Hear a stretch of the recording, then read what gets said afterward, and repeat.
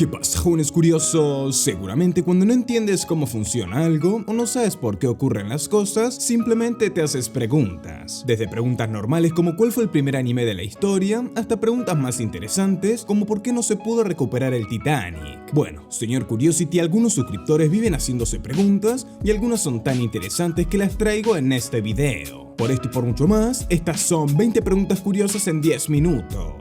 Ingel Rodríguez pregunta por qué las gallinas hacen un movimiento raro con su cuello. Tal vez alguna vez notaste que cuando caminan, las palomas y las gallinas hacen un raro movimiento con su cabeza. Bueno, aunque resulte muy curioso, esto tiene un porqué, y es que estas aves hacen este movimiento para lograr estabilizar la visión cuando se desplazan, ya que a diferencia de los humanos, los ojos de estas aves no son móviles y les cuesta más enfocar la mirada, por lo cual para ver de manera estable el lugar por donde caminan, les resulta más eficiente ir moviendo el cuello. A ver si sabías eso, amigo.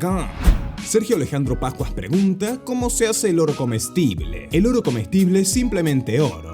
Sí, una de las razones por la cual este metal es tan valioso es lo que permite que lo comamos sin problemas. Aunque no tenga ningún valor nutricional, es algo inerte y como no le hace nada al cuerpo, tampoco tiene sabor a nada. Lo que sí, obviamente, no podrías tragarte un reloj o una cadena de oro, sino que para poder consumirlo, se funden pepitas de oro de bajo quilate y luego se las prensa en finas planchas parecidas a una hoja de papel que pueden entrar en nuestro cuerpo sin dañarnos.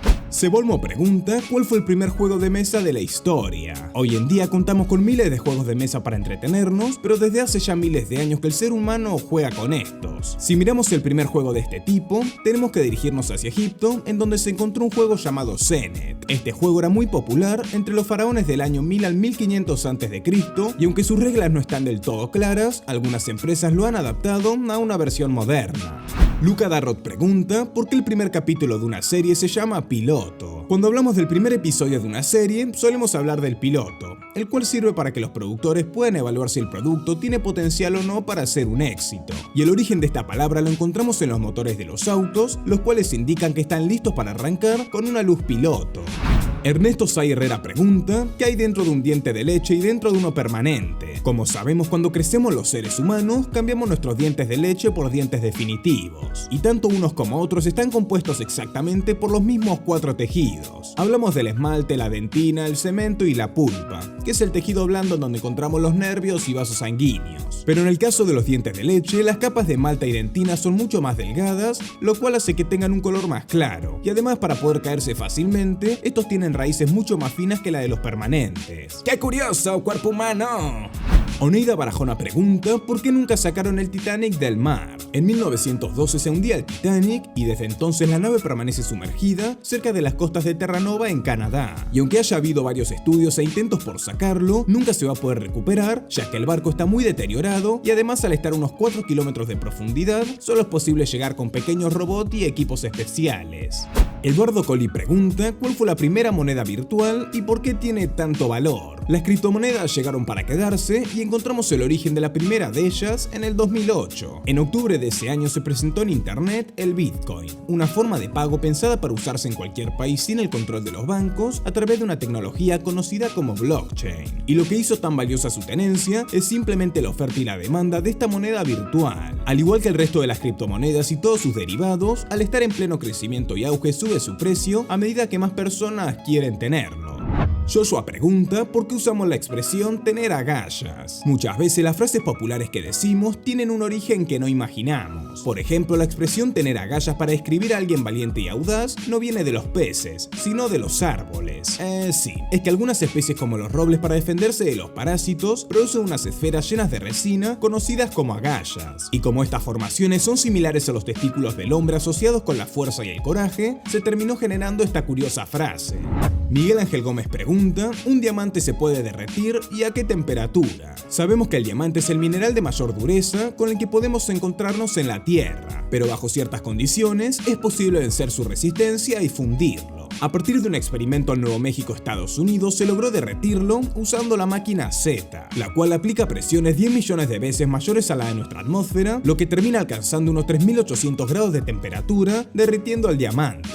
Luis Alejandro González pregunta ¿por qué los gatos entierran sus desechos en la arena? Sabemos que las mascotas conservan algunos hábitos de la vida salvaje y uno de los más llamativos es el de los gatos, que suelen enterrar sus desechos bajo tierra. Y bueno, La razón está en que antes hacían esto para evitar que otros gatos o depredadores sintieran el olor y las feromonas presentes en sus residuos, lo que podía llegar a delatar su posición y generarle problemas de territorio. ¡Bien hecho, bigotes! Estrella Cantero pregunta por qué cuando alguien estornuda decimos salud. Seguro que alguna vez le dijiste salud a una persona que estornudó. Y si bien hoy en día es considerado un gesto de buena educación, en la antigüedad tenía otra función, ya que en el año 590 el Papa Gregorio Magno creía que un estornudo era la primera señal de advertencia de una plaga. Por eso les ordenó a los cristianos que cuando alguien estornudara, respondieran inmediatamente la palabra salud para bendecir el lugar y prevenir que se expandiera la enfermedad. Steven Ramos pregunta cuál fue el primer anime de toda la historia. El anime es un verdadero fenómeno mundial, ya que más de la mitad de las caricaturas que existen pertenecen solo a este género de origen japonés. Y en 1963 la serie Astro Boy llegó para revolucionar la industria de los dibujos animados, convirtiéndose en el primer anime de toda la historia. También conocido como Tetsubana Tomu, este anime fue la adaptación para televisión del manga más conocido de su autor llamado Osamu Tezuka, quien se encargó de producir y animar cada uno de sus episodios.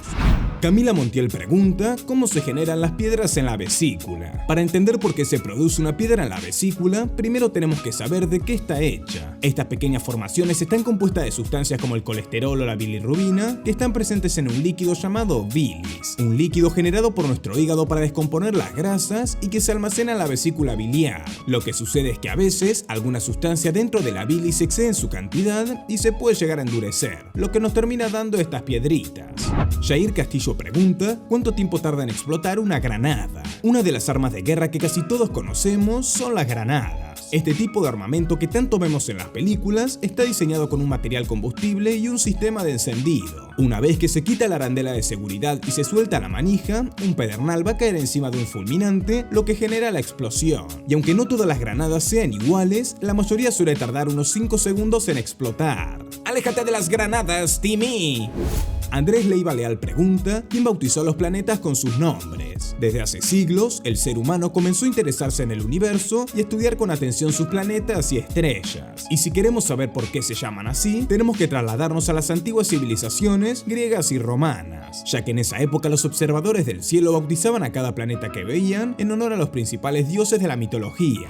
Rodrigo Roy 17 pregunta ¿cuál es la criatura voladora más grande que jamás haya existido? Si hablamos de criaturas gigantescas, hablamos de dinosaurios, y justamente uno de ellos fue el animal volador más enorme que haya existido. Bautizado como Quetzalcoatlus, esta imponente criatura vivió hace más de 70 millones de años, y aunque los paleontólogos aseguran que la especie no podía desplegar completamente sus alas, alcanzaba un tamaño similar a una avioneta con la altura de una jirafa. Reggaetón Nuevo pregunta ¿cuál fue el primer avión del mundo y quién lo hizo? La historia de la aviación tuvo varios intentos hasta lograr el primer avión a motor, y fue el 17 de diciembre de 1903 cuando los hermanos Wright, dos inventores estadounidenses, presentaron exitosamente el Wright Flyer. Este avión consiguió recorrer 36 metros en 12 segundos, volando a pocos centímetros del suelo, y aunque obviamente no se compara con los aviones actuales, impulsó el desarrollo para llegar a las enormes aeronaves de hoy en día. Gracias por tanto, hermanos Wright. Iván Barrientos pregunta ¿por qué los matafuegos son de color rojo? Seguro que alguna vez notaste que todos los elementos contra incendios como los matafuegos y carteles tienen algo en común, son de color rojo. Y si te preguntabas por qué nunca viste otro color, es por una sencilla razón. El color rojo es utilizado en todo el mundo para indicar peligro, ya que es de los colores más visibles y notables que pueden ver nuestros ojos. Edgar Reyes pregunta ¿cuál es el país más pequeño del mundo? Sabemos que algunos países tienen más población que otros, pero uno de ellos se destaca por ser realmente muy pequeño. Si hablamos del país más pequeño del mundo, hablamos del Vaticano. Este estado tiene menos de medio kilómetro cuadrado de territorio y cuenta con tan solo 900 habitantes.